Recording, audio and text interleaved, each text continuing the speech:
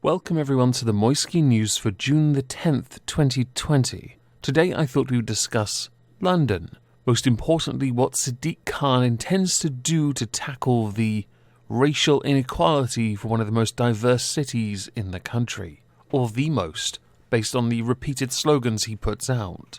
I want to say in advance, Sadiq Khan as Mayor of London is supposed to be the city's custodian, not the arbiter of what history can be displayed. Because apparently, according to a lot of people, the only history that should be displayed is history that matches the values of the city, allegedly. Sadiq Khan has set up a commission. This commission is to review the landmarks around the city to ensure they reflect the city's diversity, which is code for placating Black Lives Matter before they torch those statues. Now, he only decided to do this after the, and air quote this, peaceful gathering in London, but also in Bristol, because in Bristol they tore down the statue of Edward Colston, a slaver merchant. A statue that should have been taken down legally years ago, but for some odd reason had not been. Or the plaque that Bristol had intended to put there, indicating he was a slaver, should have been put there. Sadiq Khan tweeted this all out, courtesy of an article he also linked to the BBC, totally not big biased bullcrap. That was 3 B's and not a C, I know, but honestly. Saying, today we've unveiled a new commission to review and improve the diversity of London's public landmarks. We must commemorate the achievements and diversity of all in our city, and that includes questioning which legacies are being celebrated. Let's just forget how the city was created in the first place, shall we? How the city was, and how the city will be remembered. The commission is called the Commission for Diversity in the Public Realm, and I'm almost certain this will have a diverse panel and not all minorities. Totally. And their job will be to review murals, street art, street names, statues, and other memorials. They are to then recommend which should be replaced and what should be celebrated.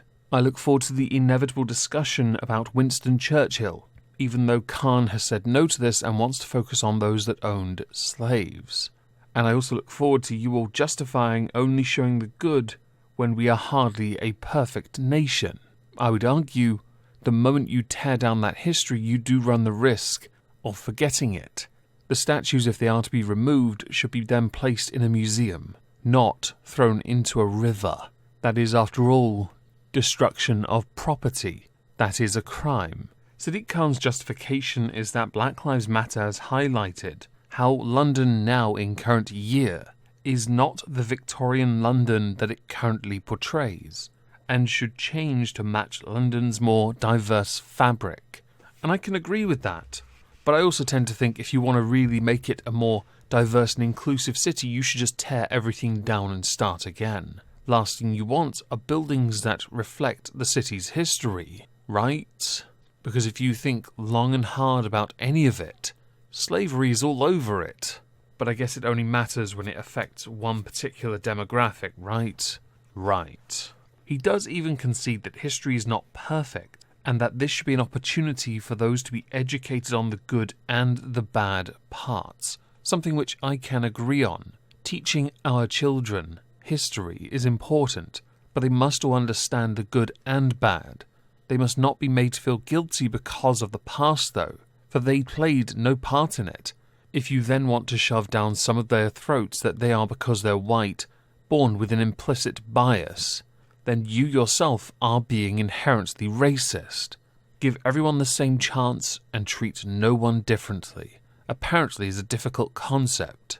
Because a statue existed and that statue or street name or mural depicted somebody who has a negative side, does not mean we should tear it down and forget what that person accomplished during their life, but they were championed for a reason, and that reason shines a great beacon of light into the history and culture of the country at the time the statue was erected. To me, that then incentivizes people to pay more attention about their culture and their history. Bleating on about the current year diversity of a city tells me you don't want to think about the history of the city. You only want to pander to now and forget what you were, while claiming to want to educate people on what the city was really like. It should be noted, Sadiq Khan himself has conceded that the City of London doesn't actually own the land on some of those statues that have been dubbed offensive. So there may well be an issue down the line when it comes to removing certain statues depending on who is dubbed to be racist. In other cities, some are attempting to get on top of this before the protesters get violent. Take Cecil Rhodes at Oxford University. The issue there is the grading of the building he is on and how to remove safely. Yes, let's erase our history and pander to Black Lives Matter, with students threatening not to turn up. Right. Edinburgh have added a plaque to Henry Dudas.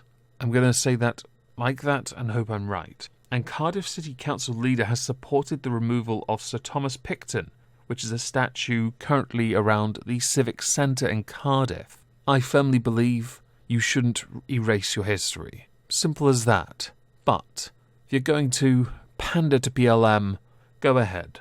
It totally doesn't set you up on a very slippery slope where you constantly surrender to any perceived slight. It is our history as a country, and I don't think it's right to remove it. But one voice out of 65 million doesn't really count for much now, does it? But apparently the few thousand that turn up here and there to protest about those statues mean more than the rest of the country. Maybe you should do a referendum on it. Then again, if the country decide to keep the statues, you probably won't listen to them anyway. Took you 3 years to navigate Brexit. And I'll be honest, I wasn't convinced you wanted to give us that in the first place.